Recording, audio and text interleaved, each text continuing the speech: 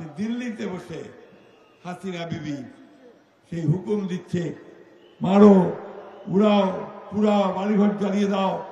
ওই হাসিনাকে কি আর আপনারা এই দেশে ফেরত আসতে দেবেন? বন্ধুগণ, তার বিরুদ্ধে হত্যা মামলা শুরু হয়েছে। এই 17 তারিখের রায় হবে। তারা পরিকল্পনা করছে যে এখানে তারা আবার কিছু গোলযোগ সৃষ্টি করতে চাইবে।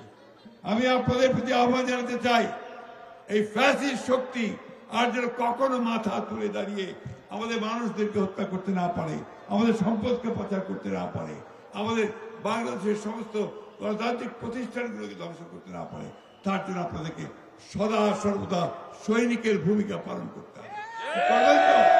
পাহারা দিবেন তো সবখানে, কোনো মতেই যেন আর সেটা করতে না পারে। বন্ধুগণ, আজকে এই দেশের যে চরম সংকট, সেই সংকট থেকে উত্তরের জন্য মানুষ এখন বিএনপির দিকে তাকিয়ে আছে। বিএনপিকে সেই নেতৃত্ব দিতে হবে যে নেতৃত্ব দিলে সত্যিকার অর্থে বাংলাদেশ, যেটা আমাদের চেয়ারম্যান বলেছেন, আমার বাংলাদেশ, আমাদের বাংলাদেশ, সবার আগে বাংলাদেশ, সেই বাংলাদেশ আমরা নির্মাণ করতে পারবো।